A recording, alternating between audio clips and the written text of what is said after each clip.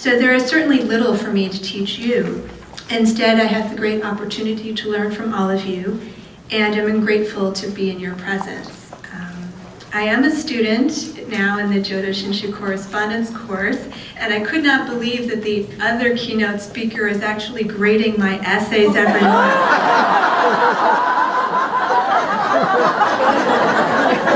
She was so gracious in her comments, and I thought, wow. I'm going to sound really stupid. I thought that was a wonderful way for me to prepare for this and just come in as an absolute beginner. And I also am, I guess since I became a full professor rather than just staying that way, I thought it would be fun to be a student again. And so, as was mentioned, I enrolled as a yoga teacher. So I'm currently doing my 200-hour yoga certification, and I had class last night for 4 hours. I have to leave at 1:45 to catch the last part of class today, and I have class tomorrow. And I think in wonderful preparation for this keynote, I had a wonderful opportunity to make a fool out of myself last night in class. We were supposed to, there were 30 of us, and so we were divided into 6 groups of 5.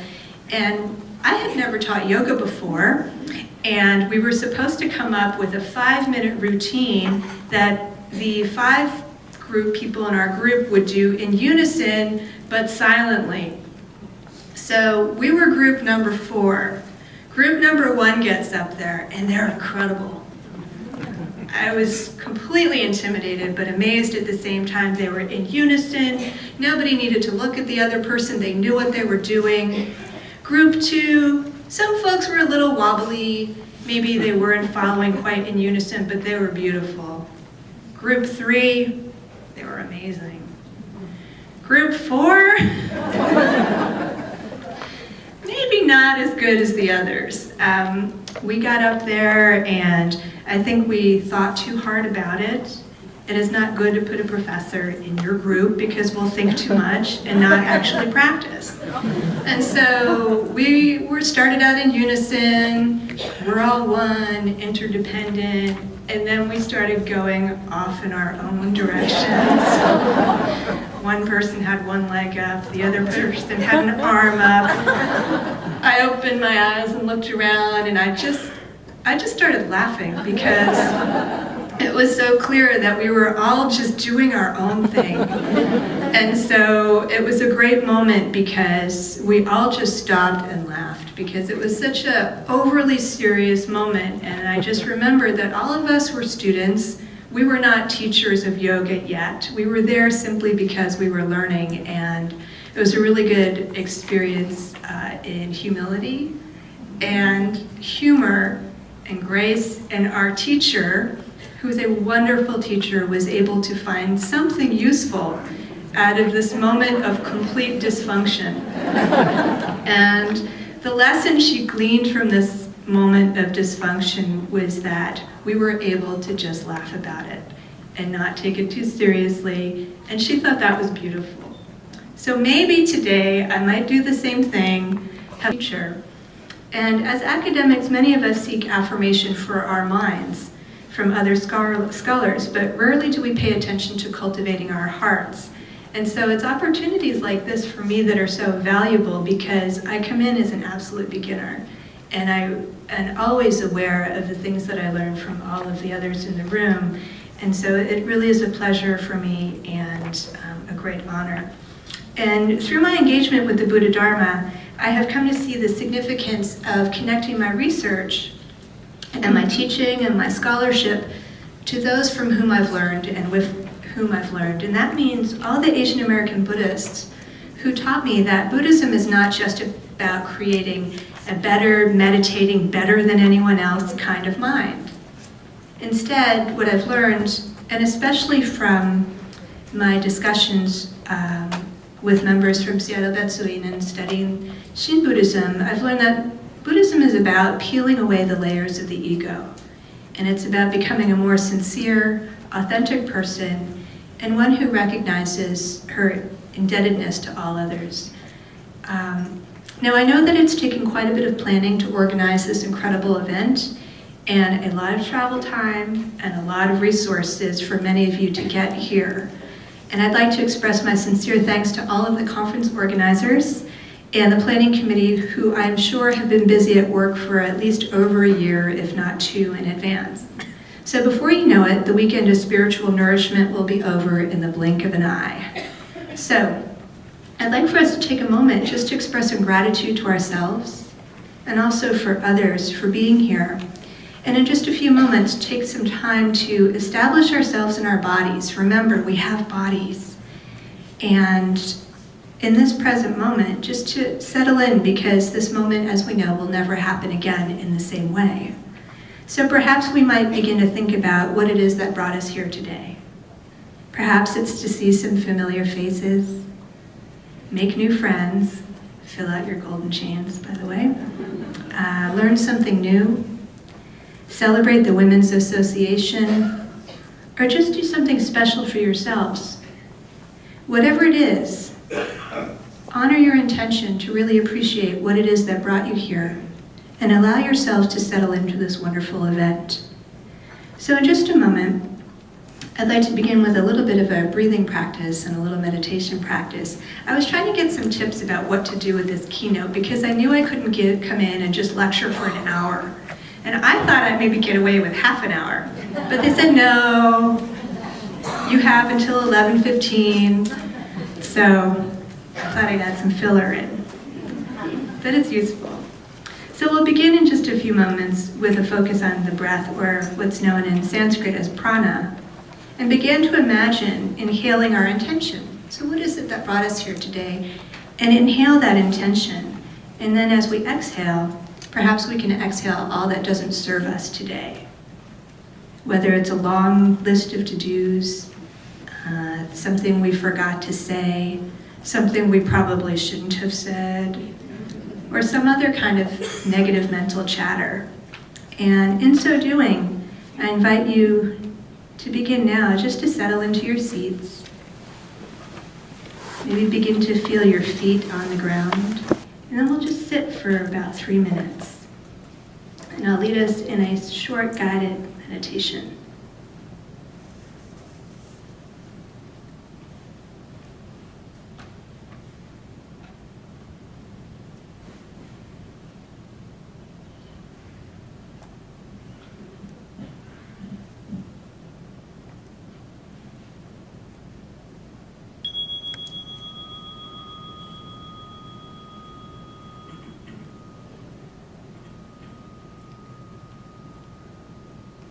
So as we sit, our eyes gently closed, I'll invite you, when you take your next breath, to simply be more aware of what it feels like to breathe.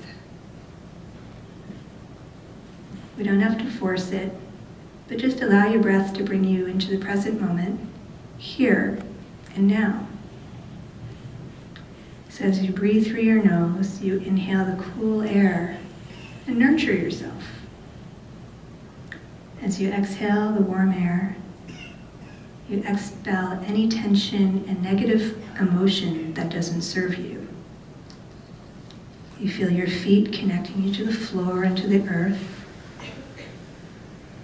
Maybe gently correct your posture and slowly lift your chin until the top of your head radiates up towards the sky. But don't force anything. Again, relax your shoulders, down like ice melting into a hot spring, and feel your necks grow long. Relax your forehead, your eyes, your jaw, your ears. Relax the muscles at the back of your neck. Relax and soften your bellies. Really soften them. Let your bellies go soft into their natural state. We all have our eyes closed, so no one's looking, so let them all hang out. And notice your breath, and allow your breath to bring you into the present moment where you are safe, relaxed, and doing something positive. Maybe you watch your thoughts go by like leaves floating in a mountain stream. letting go of the past, letting go of the future, and just breathe.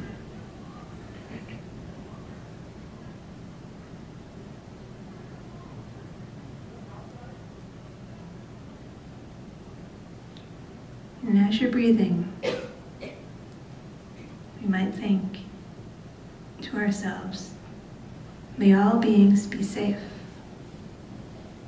May all beings be happy. May all beings be healthy. And may all beings live with ease.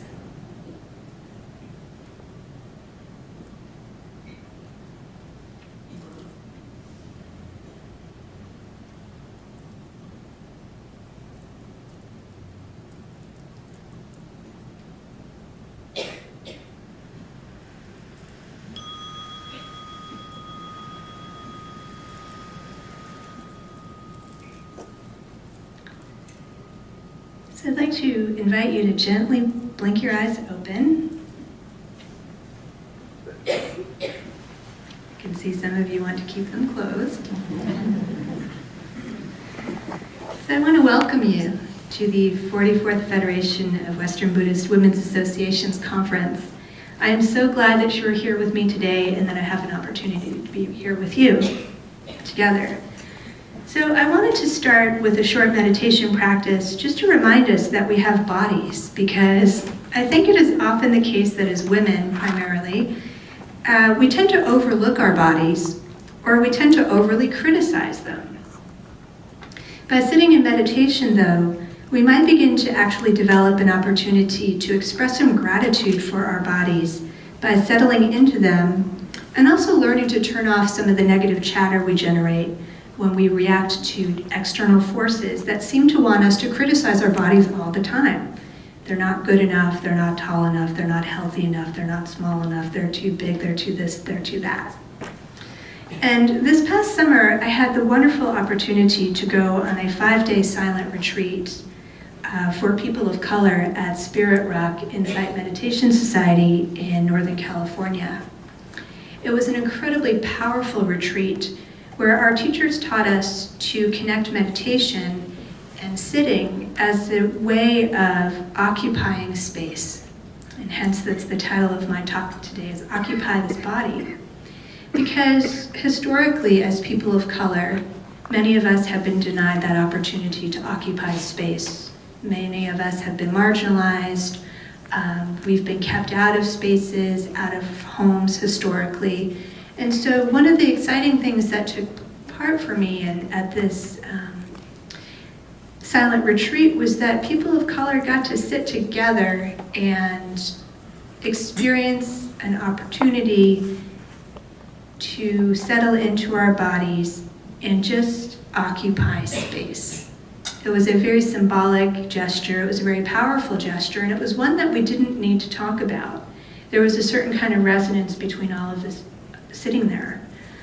We were also taught to breathe and settle into our bodies as a radical act of acceptance and learn to appreciate our bodies that have so often been the target of racial violence, stereotyping, and misunderstanding.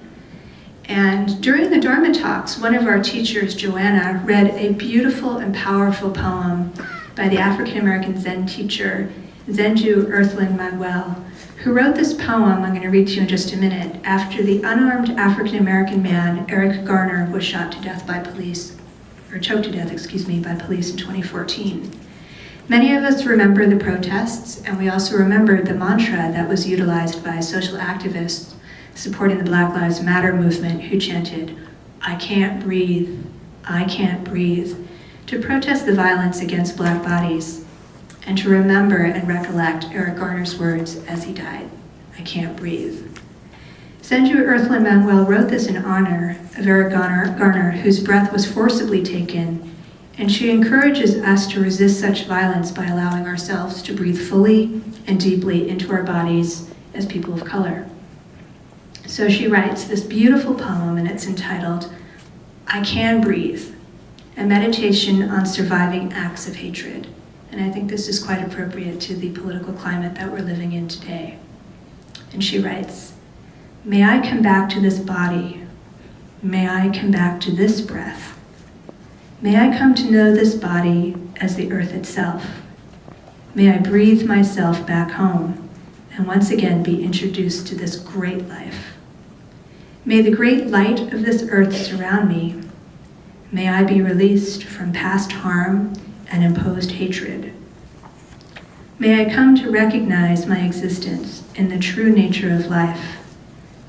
May I come back to this breath, to this body, as the sacred place in which I remain awake and connected to the fragrance and the taste of liberation. May I remain visible on the path of spirit and be seen and heard. May love given be returned tenfold. May awakening be known in this body at this time. And when I can't breathe, may I breathe in the next moment. May I say, I can breathe. So I am so honored to be here for a number of reasons. And I've been studying and been acquainted with Shin Buddhism for the past 17 years or so.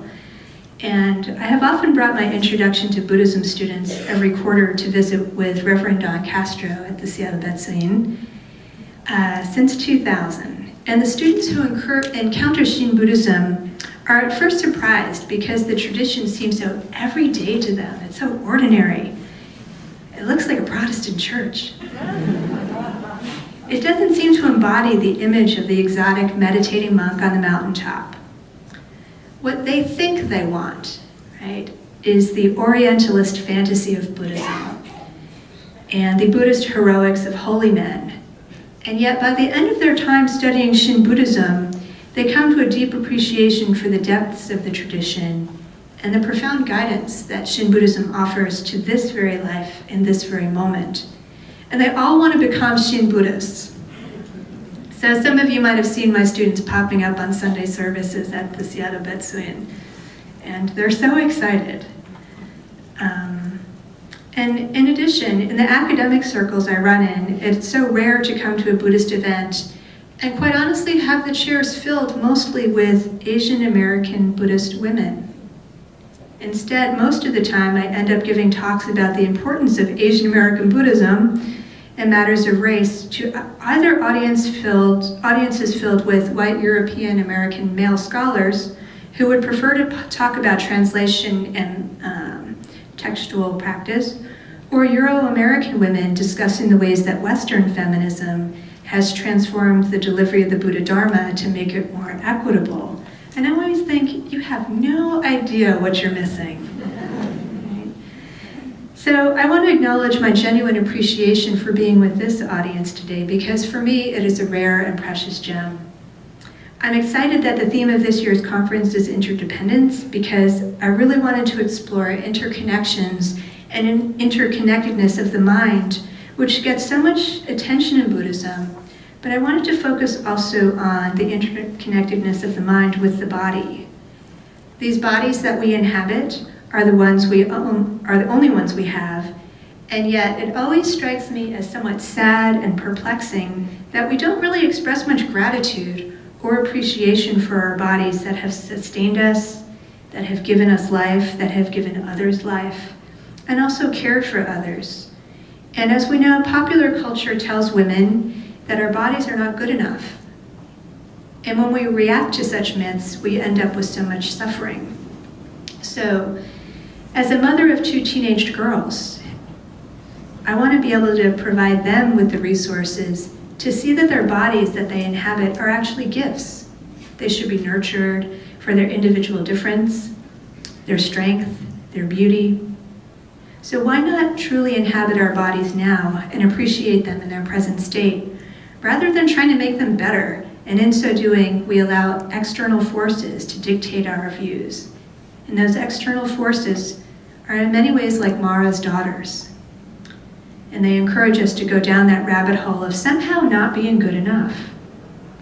Perhaps like the Buddha, though, we can use the strength of our minds and our hearts to teach ourselves and to teach our daughters. And this is so important for me as a mother. To be able to say, no, Mara of marketing and Mara of popular culture. I will not be buying into your false advertising of what will make me happy. In so doing, we might then learn to step away from popular culture's mirrors, which are often like the distorted mirrors we find in the funhouse, right? And we begin to see ourselves from an internal gaze, that internal dristi in Sanskrit, rather than that external gaze that's placed upon us all the time. So the Buddha encouraged us to carefully look at ourselves and see who we really are. And I believe that we are capable of looking beyond the popular social gaze and to see ourselves with our own eyes, our own internal gaze. But we must be willing to develop and hone our skills of looking. Perhaps we might remember the deeper lesson in Shinran Shonin's reminder that Amida Buddha's compassion embraces us as we are. We do not have to detract from ourselves through excessive sacrifice to somehow be less than we are. This means that perhaps we can say that our bodies are as good as they're going to be, they're good as they are. We do not need to be less than we are by dieting, losing weight, over-exercising as popular culture tells us to do, look younger, so on and so forth. That desire to be less means that perhaps we have not thoroughly integrated the idea that we are good as we are lovable as we are, and if we are so attached to our self-image and our worth, we cannot see that we are affirmed already in a larger fabric of oneness. Patriarchy, sexism, racism, these have all combined historically for Asian Americans to not appreciate our bodies as they are. Hollywood and popular culture, anti-Asian racism, these have all leveled an impact on us that we're not even aware of.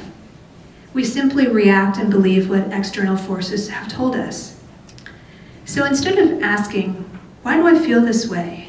And look for the root causes and conditions, we might simply lament if we're not mindful. We might say, well, why don't I look like that person? It seems to me that such social distortions are indeed the workings of Mara. So Shinran Shonin showed us that we are embraced and transformed by Amida Buddha, which ultimately means that we are one. So if this is the case, then we can learn to cultivate Amida's nurturing compassion, not only for others, but also for ourselves. Now, nurturing compassion for ourselves, perhaps this is a radical claim for Asian American women who are taught to be other-focused, because Confucian culture often tells us that self-love and self-care is selfish. We're not supposed to do that. However, I have come to think that self-love and self-care is care for the other, and is also therefore a care for the self and selfless. There is a lot of pressure placed on us to be everything, and to be good daughters, good sisters, good mothers, good aunties, and good grandmothers. And we know that in order to be truly available for others and to be able to hear the cries of others, we need to be willing to hear our own cries and not to be so self-centered about it through false claims of self-sacrifice. We all know the sacrifice of the stereotype of the self-sacrificing mother, the extreme self-sacrificing, uncomplaining wife, the self-sacrificing daughter. But when that stereotype is sought after for a kind of social respect, or maybe to evoke a sense of guilt, it seems that it does more to enhance a kind of self-centeredness than an other-centeredness. Guilt, it seems, does not do anyone any good, precisely because it keeps us from being truly present, sincere, authentic human beings. We have an ulterior motive sometimes, although we may act otherwise. In other words, being the extreme of the self-sacrificing daughter or the self-sacrificing mother is not always the most skillful approach. It's not always the middle way. Perhaps learning to care for ourselves and nurturing ourselves allows us to dispel with the myth of self-sacrifice, which can often mean that we try to elicit somebody else's respect for how much we are willing to harm ourselves for the sake of the other. But I do not believe that this kind of self-harm is selflessness, and I don't believe that this is what the Buddha was talking about. because really it becomes a contest in a way over who has given up the most. Now, despite my training and my research in the field of Buddhist studies and my deep interest in meditation, I've often found myself at odds both within the scholarly tradition of Buddhist studies itself, which remains heavily shaped by textual studies at the expense of everyday experience. And I've also found myself at odds in American meditation centers, where I often experience the sense of being a minority due to the predominance of white meditation practitioners.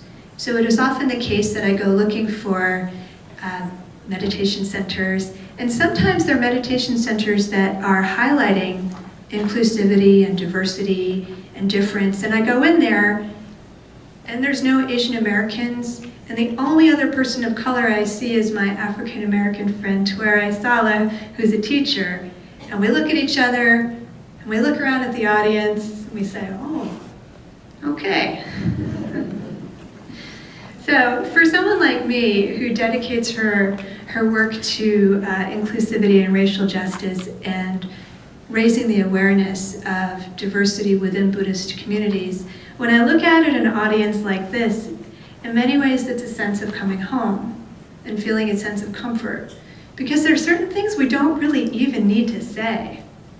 Right? There's a genuine sense of oneness here.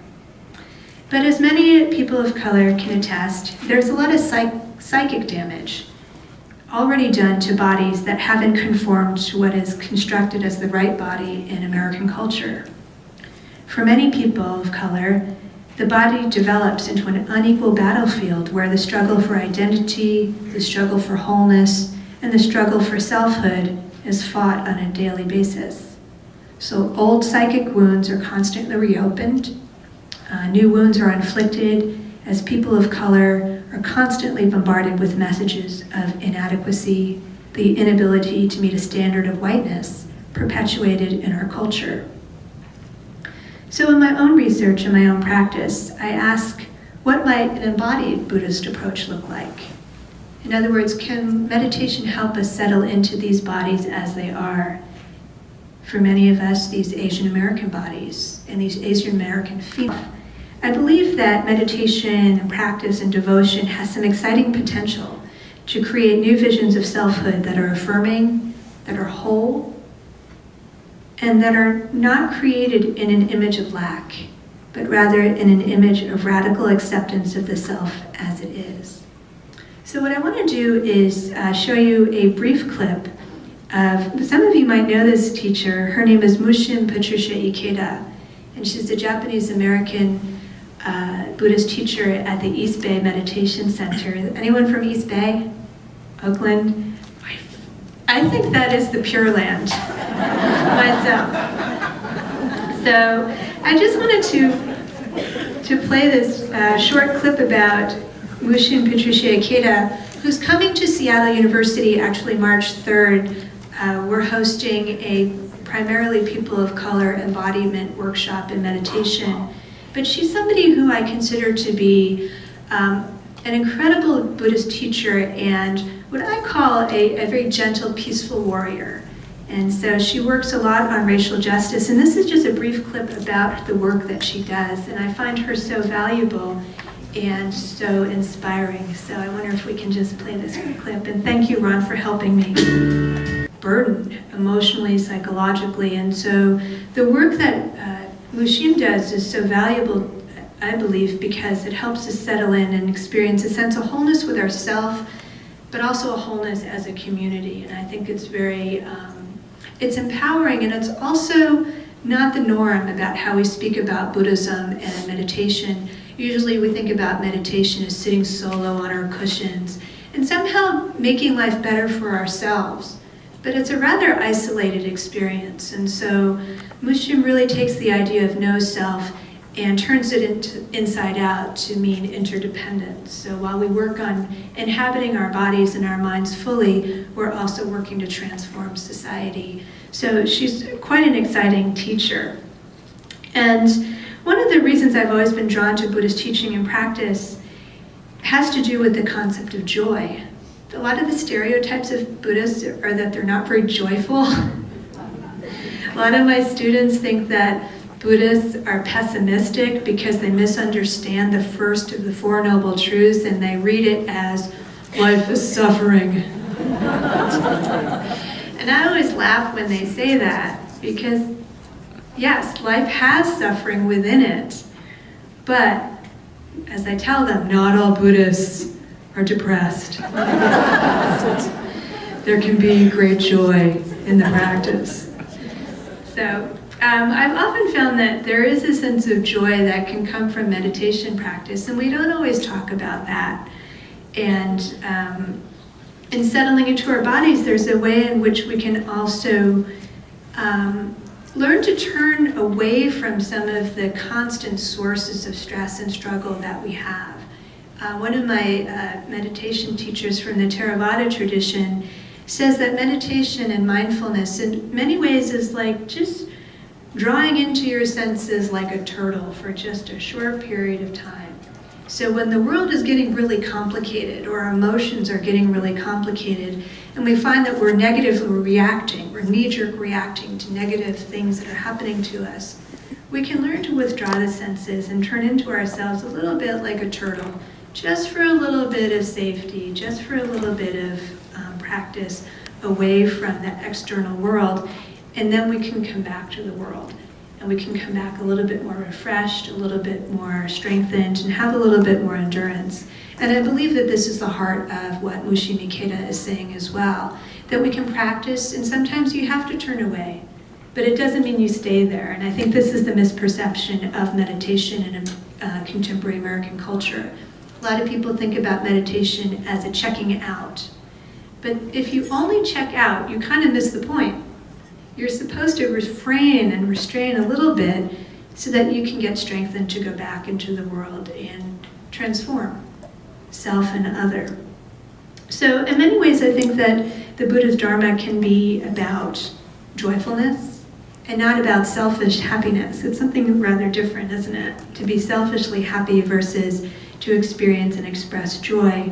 So I have just one other short video clip that I wanted to cue up here, and this is by Anushka Fernanderpohl, and she is also from the Bay Area, Pure Land, I know.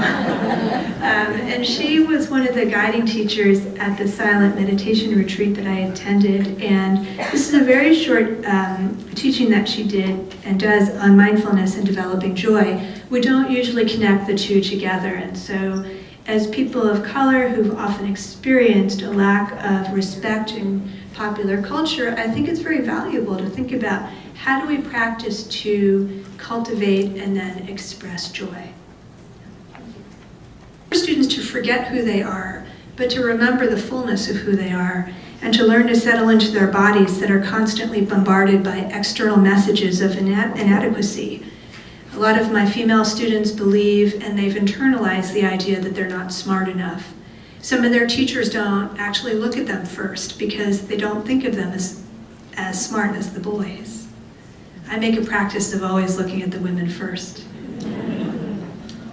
Sometimes for my students, my female students, and my female students of color, I find that they suffer from distortions of body image, racial self-hatred, body dysmorphia, disordered eating, and the pressure to conform their bodies into shapes that are unrealistic and frankly harmful illusions and delusions. So by emphasizing non-self, I teach them that it means non-identification with social and cultural pressures to somehow embody the unreal images of a supposed ideal. So I work with my students to recognize, and this is where Shin Buddhism comes in, I work with them to recognize that they are fine as they are. They're good as they are. And that if they learn to settle into their bodies as ever-changing, they might just experience a little more freedom and a little more joy. And so in so doing, perhaps they also come to a measure of peace, a measure of acceptance, and a measure of calm that their bodies are indeed good enough. And while this pertains to my undergraduate students, and I try, although it's very hard to teach your own children these things, because they often, as teenagers, they just want to push away whatever it is you say. So as a way of skillfully teaching my kids, what I end up doing, this is so funny, but I often post things on Facebook, and my older daughter is my Facebook friend. And so if I post things about body image, about social media, and race, I often find that she's not willing to hear it from my mouth, but when it's up on Facebook, somehow it's true. And so that's where she learns, and then she comes back to me, and she tells me these things. And I just pretend that I haven't seen that she looked on my Facebook page. But I do believe that it's her way of learning, that she's multiracial, and that comes with all sorts of complications because she's neither here nor there.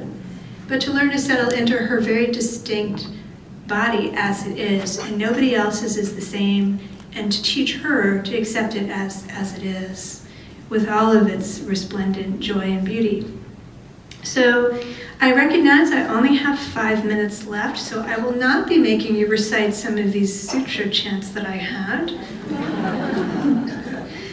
But I will close by saying that, in my own studies of Shin Buddhism, and I am still a beginner, and I hope to always be a beginner, the emphasis on recognizing the deep roots of interdependence and gratitude that emerges from the realization that we have all benefited in many ways from the causes and conditions of countless other beings. And I bring some of my teachers with us here today, and I put them on screen because these are the people with whom and from whom I've learned.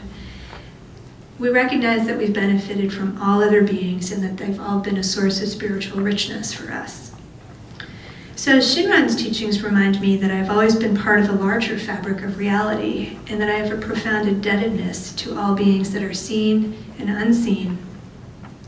And as a result of this self that I call my own cannot exist and does not exist on its own. So this recognition is one that I sometimes forget, but the Shin emphasis on humility and gratitude, a kind of gentleness about my own ego limitations and shortcomings, has actually been a constant source of learning and acceptance. And perhaps one of the most beneficial Dharma lessons that I've experienced through the Shin tradition is that everyday life is what Taitetsu Uno sensei called the dojo, or training ground for everyday practice. So we don't have to be more exotic or better than we are, but rather this very world, in this very moment, in this very body, this is what we have to work with. The good, the bad, and the ugly. And if we're able to embrace that and not try to be better than that, then we're able to settle into ourselves in an experience of wholeness and joy, and it can express that in gratitude. So I learn every day from my teenage children, and I believe many of you who are parents will know this, that I learn every day from my children that no matter how compassionate or perfect I try to be, I will usually miss the mark. Yet missing the mark is not met with excessive negative self-reproach or lack of confidence, but rather a kind of gentle humor and a gentle compassion that reminds me that this foolish self is simply the way things are, and that with a little more humility, a little more grace, I might make life a little less stressful for myself and others. So I'm reminded every day that the Dharma lessons to be learned in all circumstances exist, not just on the meditation cushion. For me, Shin teachings remind me that developing the heart and practice of compassion in everyday life are of utmost significance in order to be present to and for all beings, especially in today's political climate where social injustice might compel us to close our hearts, right? It might compel us to engage in a kind of ostrich politics where we dig our heads into the sand and we don't want to look because it's too scary out there. But as Mushim reminds us, and Anushka reminds us, this is the experience of life, and we have to immerse ourselves in that in order to live as whole beings rather than isolate ourselves off. So, what I've learned through the Shin and as a student in the Jodo Shinshu correspondence course is that sometimes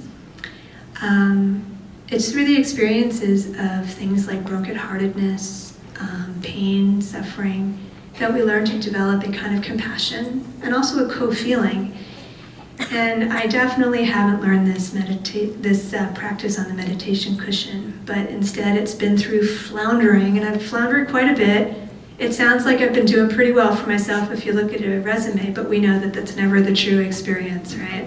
That's only what we want people to think of us. It's not real. So it's actually been through floundering in the seas of up and downs in this samsaric world that I have learned to make space for myself, occupying this space, and in so doing, make space for others and develop a kind of resonance with the experience of all other beings. So I want to thank you for being here today and for listening and just putting up with me for almost 45 minutes. So thank you.